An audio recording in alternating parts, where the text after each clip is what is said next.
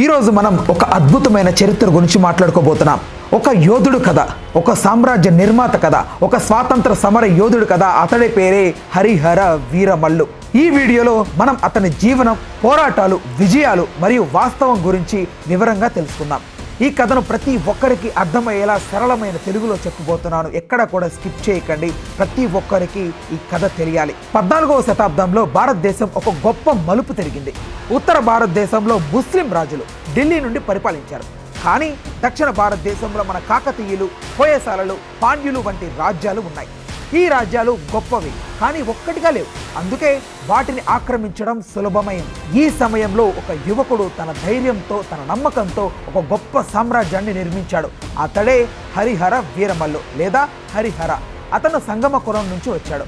అతని సోదరుడు బుగ్గరాయ్ కూడా ఈ కథలో ముఖ్యమైన వ్యక్తి. హరిహర అంటే విష్ణువు మరియు శివుడి సమ్మేళనం. అతని పేరు ఒక గొప్ప సందేశాన్ని ఇస్తుంది. హరిహర చిన్నప్పుడు కాకతీయ రాజ్యంలో ఖజానా సంరక్షణలో పనిచేశాడని చెప్తారు. కానీ అతని జీవనం గురించి పూర్తి వివరాలు తక్కువే. అయినా అతని ధైర్యం, అతని పోరాటం మనకి స్ఫూర్తిని అందిస్తాయి. 1323లో మొహమ్మద్ బిన్ తుగ్లక్ అనే సుల్తాన్ కాకతీయ రాజ్యాన్ని ఆక్రమించాడు. మన గొప్ప రాజు ప్రతాపరుద్రుడు చనిపోయాడు. ఈ దాడి తర్వాత కాకతీయ రాజ్యం నాశనమైంది.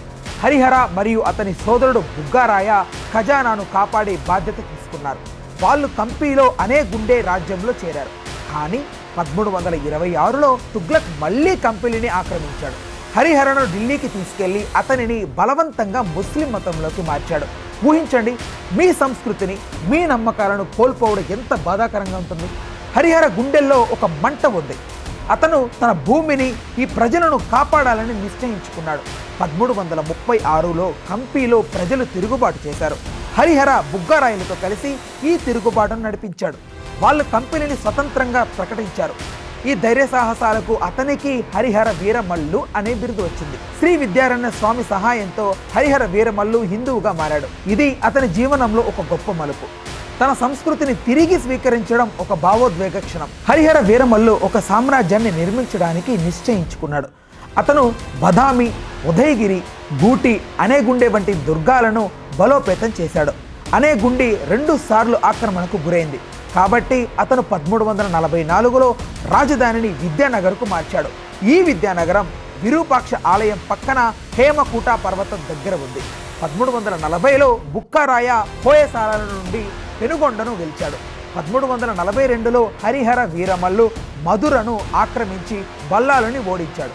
1346 నాటికి హోయసాలలు విజయనగర సామ్రాజ్యంలో కలిసిపోయాయి. ఈ సామ్రాజ్యం 2 సముద్రాల మధ్య విస్తరించింది. హరిహర ఒక గొప్ప యోధుడిగా, నాయకుడిగా నిలిచాడు. ఈ సామ్రాజ్యం దక్షిణ భారతదేశంలో హిందూ సంస్కృతిని కాపాడింది. హరిహర వీరమల్లు ఒక సాధారణ మనిషి నుండి సామ్రాజ్య నిర్మాతగా మారాడు.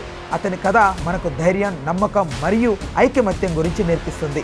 హరిహర వీరమల్లు సంగమ దినాస్తిని స్థాపించాడు. అతని 4 సోదరులు బుగ్గారాయ, కంపన, ముద్దప్ప సామ్రాజ్యాన్ని 4 దిశల్లో విస్తరించారు. విజయనగర సామ్రాజ్యం 3 శతాబ్దాల పాటు అజేయంగా నిలిచింది. విరూపాక్ష ఆలయం, హంపి శిథిలాలు ఈ గొప్ప చరిత్రను గుర్తు చేస్తాయి. ఒక్క యువకుడు తన రాజ్యం కోసం పోరాడి ఒక గొప్ప సామ్రాజ్యాన్ని నిర్మించాడు. ఇది సాధారణ విజయం కాదు, ఇది దక్షిణ భారతదేశం యొక్క ఆత్మరక్షణ. సంగమ దినాస్తి విస్తరణ ఒకసారి చూస్తే హరిహర వీరమల్లు తన యొక్క 4 సోదరులు బుగ్గారాయ, కంపన, ముద్దప్ అందరూ సామ్రాజ్యాన్ని 4 దిశల్లో విస్తరించారు. సింగర పుస్తకాల ప్రకారం హరిహర 2 సముద్రాల మధ్య రాజ్యాన్ని పరిపాలించాడు. హరిహర వీరమల్లు వారసత్వం ఒకసారి చూస్తే హరిహర వీరమల్లు స్థాపించిన విజయనగర సామ్రాజ్యం 3 శతాబ్దాలు నడిపింది. విరూపాక్ష ఆలయం, హంపి శిథిలాలు ఇవన్నీ అతని వారసత్వానికి నిదర్శనం. అతను హిందూ సంస్కృతిని రక్షించాడు, దక్షిణ భారతదేశాన్ని ఒక్కటిగా చేశాడు. హరిహర ఒక యోధుడు మాత్రమే కాదు, ఒక స్ఫూర్తి. అతని జీవితం మనకు చెప్పేది ఒక్కటే: ఎంత కష్టం వచ్చినా ధైర్యంగా నిలబడు, నీ గుర్తింపును కాపాడు.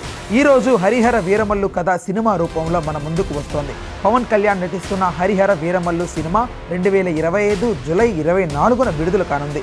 ఈ సినిమా 17వ శతాబ్దంలో మొఘల్ రాజులకు వ్యతిరేకంగా పోరాడిన ఒక యోధుడి కథను చూపిస్తుంది.